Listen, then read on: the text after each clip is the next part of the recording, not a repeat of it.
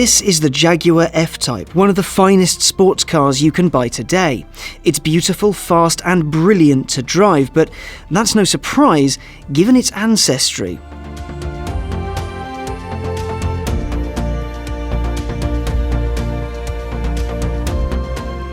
The F-Type has lineage. Its ancestry goes all the way back to the 50s, to a car that was made to take on the world and win, which it did.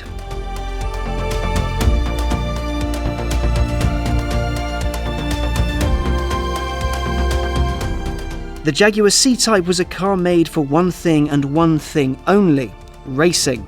Its job was to lap, corner and accelerate faster than anything else, and it turns out it was rather good at it too.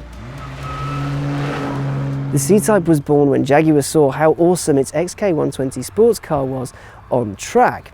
The XK120, which got its name from its groundbreaking top speed, was entered into the Le Mans 24 Hours in 1950. Well, 3 of them were. And the standard car was so good that it actually earned Jaguar a 12th place overall. But Jaguar knew that with a little bit of hardcore tweakery, they could make something much, much better. So they set about creating a competition version, the XK120C, or the C-Type. Where the XK120 had a ladder frame, the C-Type had a tubular affair developed by a chap called Bob Knight. So the C was already a much more rigid car, so it was more stable in the corners and could go just that little bit faster. Legendary Jaguar designer Malcolm Sayer provided the car's body. It was all aluminium and all good looking. Its interior is sparse, there's no carpet or creature comfort. This car was designed to win races. The C's engine was a 3.4 litre straight 6, with initially a shade over 200 horsepower. Later in its life, of course, it got a fair bit more than that. However, when you keep in mind that this thing weighs under a ton, it makes for something of a brisk car. In 1951, 3 C-Types took on Le Mans. 2 cars retired, including one driven by Stirling Moss, but one fought to the end and took a win for Jaguar. Not bad considering the car had only been finished for 6 weeks. 1952 wasn't a great year for the C-Type at Le Mans. All the cars Jaguar entered were retired. However, 1953 saw Jag score a win at the hands of the world's 2 most hungover men, Messrs Rolt and Hamilton. Now the story goes that Jag brought 4 cars along, 2 numbered 18, Rolt and Hamilton's car. And while the second number 18 was being warmed up on the track, it was black flagged and the team was disqualified for using 2 cars with the same number. Whether I was justified or not, seeing as Rolt nor Hamilton had driven it, well, that's up in the air. Either way, the team was disqualified and the boys did what any decent 1950s race car driver would do. They went out and got battered. The boys found a bar and stayed there until the next morning, at which point Jaguar's owner, Sir William Lyons, appeared, told them that the race was back on, he'd paid the fine, they need to report to the track as quickly as possible. So they turned up, tossed a coin to see who'd drive first. Neither of them wanted to, of course, because they were both substantially worse for wear. And then between them drove over 2,500 miles at an average speed just shy of 106 miles an hour. A truly heroic drive, which of course scored them a win. I can't imagine they did too much celebrating afterwards though. The car I'm in is apparently completely pure. It's not been fiddled with, it's just been maintained lovingly over its entire life.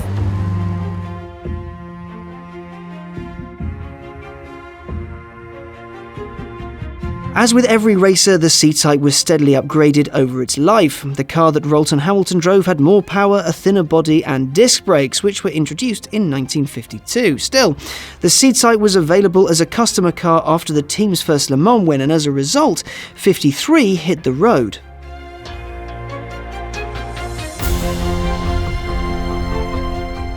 However, time and technology marches on and the C-Type had to be replaced, and so it was with this, the D-Type, one of the most beautiful things in the history of anything ever.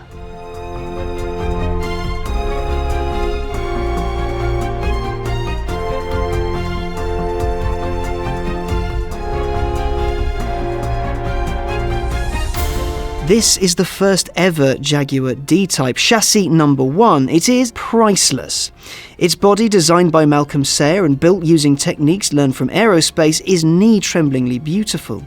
It's so slippery that in its various forms the D-Type could manage over 170 miles an hour down the Mulsanne Straight at Le Mans. Its top speed is apparently closer to 190.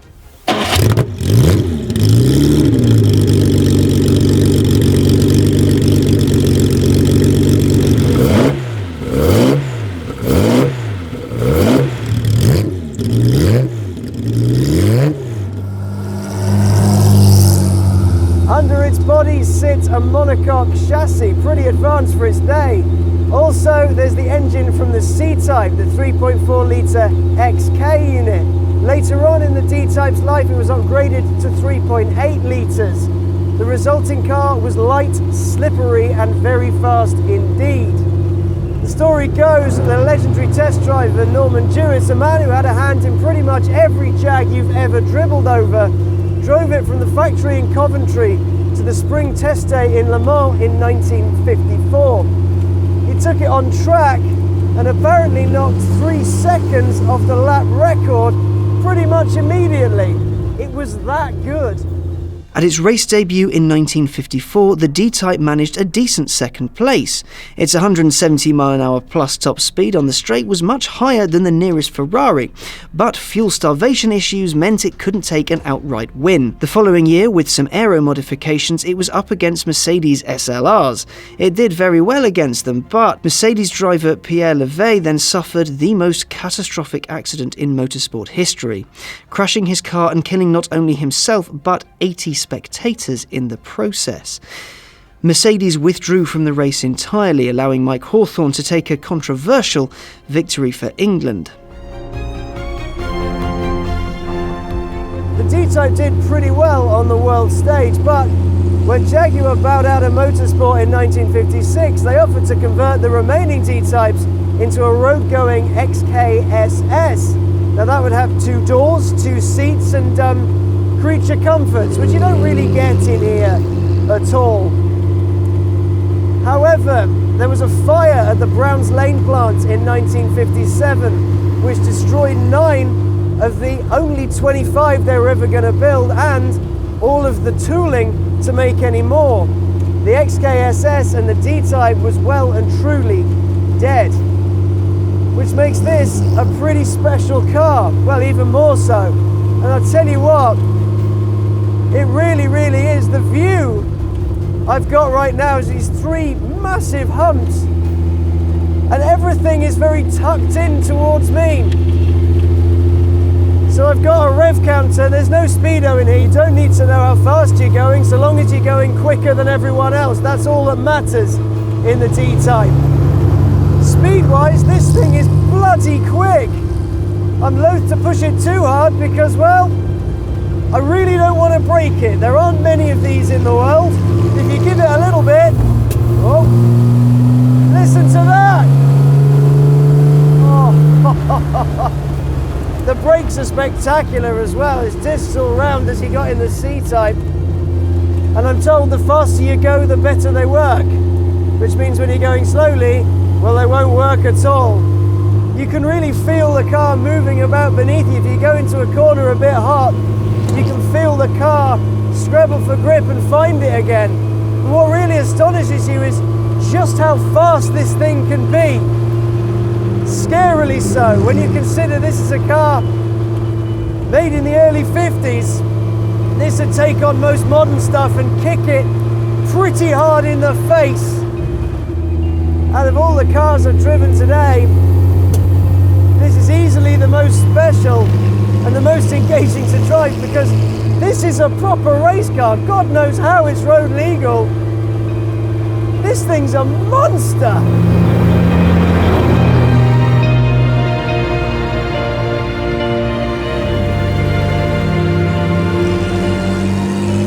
By 1960, race tech had moved on and various engine size regs made the D-Type not as much of a star as it once was. However, Jaguar had plans for it, in spirit at least.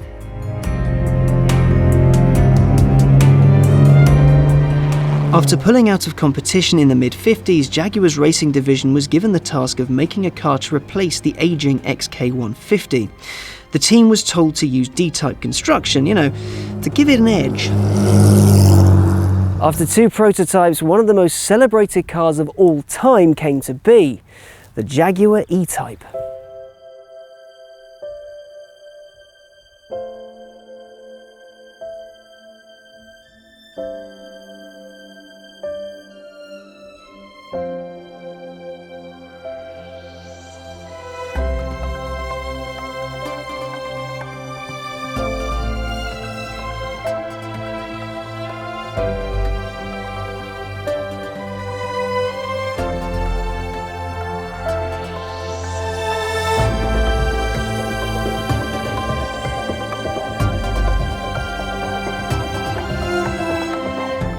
The E-Type was launched in 1961, having been unveiled at the Geneva Motor Show of the same year.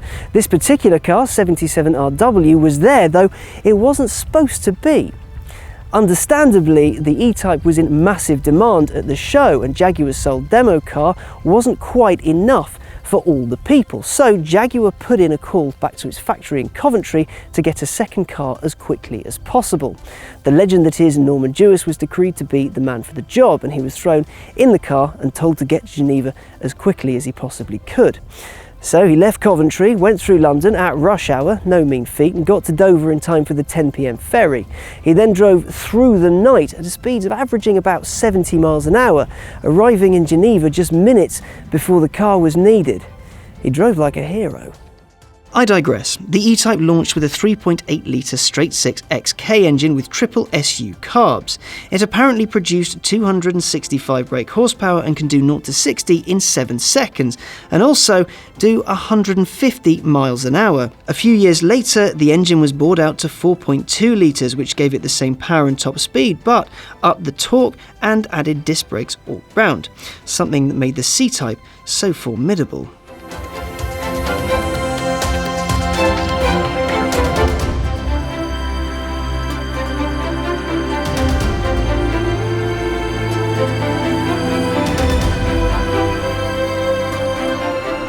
'77RW is the purest of all of the E-Types. It's an early 3.8 litre car, so there are a few things to look out for. For example, the bonnet needs a special tool to open it, something that was changed further down the line. Also, the centre console is entirely aluminium. In later 4.2 litre cars, well, that was switched out for leather and the worst material in the world, vinyl. Also, the badge on the back simply says Jaguar, no E-Type, no engine size or anything like that, and I like the subtlety. If you don't know what you're looking at, well, then you don't deserve to know. 1966 saw the introduction of a 2+2 coupe. It was a bit bigger, looked a bit different, and could come with an auto. The standard coupe and convertible remained the same. Now really, the Series 1 E-Types are the most beautiful of them all, with their small mouths, coloured headlamps and all-round general beautifulness. And this car, well, it's quite a beast. You can't help but love to drive it. You just feel so special, you feel so good about it. The steering, weirdly, is nice and light, but just being in it, to be honest, sod the drive, being in it is just something else, it really is.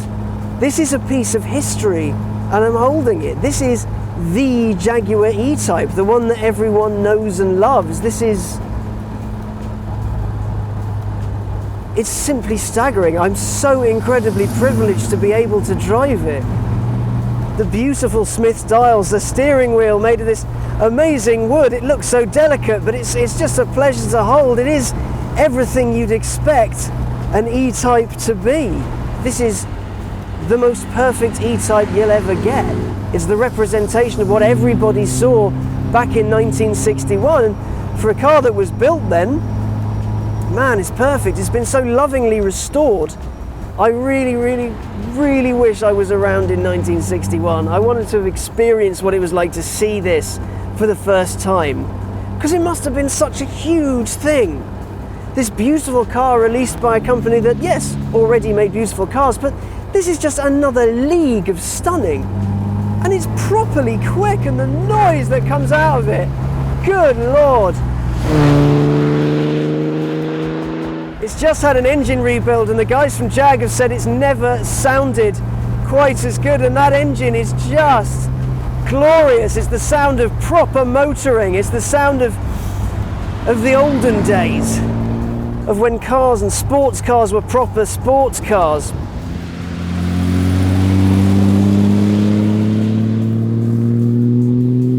Racing was still on the forefront of Jaguar's mind though, and top brass investigated what a racing E-Type would be like, so developed the low-drag coupe in 1962. They wanted it to be a car that evoked the D-Type but looked like an E. Malcolm Sayer was brought in once again to create a lightweight aluminium body for the car. Its interior was stripped, all the windows bar the windscreen were perspex, and its 3.8-litre engine was tuned. It was beautiful, but it didn't do very well on the circuit. While it looked stunning and had more go than the production car, as a racer it didn't quite cut the mustard for Jaguar. A lightweight E-Type was made from 1963 to 1964. Based on the convertible, it had an aluminium body and engine block, which means it's 3.8 litre straight six, pushed out around 300 horsepower. 12 were made and put into competition, and while it didn't do quite as well as its forebears, well, it found a decent home in the lower levels of motorsport. The E-Type didn't stop there though. There's a Series 1.5 which is similar in appearance to the S1 but had a few changes put in place for an American audience. Safety laws and other such regulations meant the covered headlamps had to go, some switchgear changed, and the engine was detuned because American safety regs hate nice things.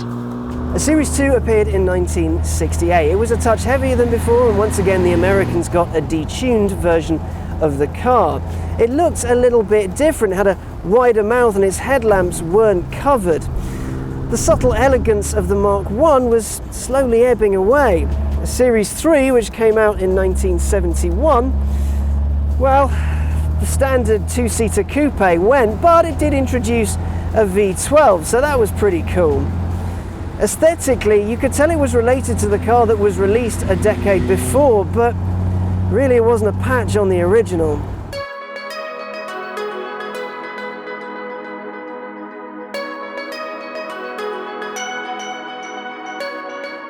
When the E-Type went out of production in 1975, the world was left waiting. Yes, the XJS appeared afterwards, as did the XK, but they didn't capture the hearts and minds as much as the E-Type, the car which was referred to by Enzo Ferrari himself as the most beautiful car ever made. It's a good thing then that so long after the E-Type died, there's a new type, the F-Type, and it's brilliant. It shares so much with its forebears, an advanced construction like the C-Type, beautiful looks like the E-Type, and crazy power like the D-Type. This 3-litre supercharged V6S is plenty quick enough, but the 5-litre supercharged R, well, that's another level. And what it has is something only a Jaguar does, that certain type of style, comfort and pace. But the important thing about it is that when Jaguar was creating it, it realised that it couldn't only look to the past, it had to mix that with the modern to create a truly worthy successor to the name.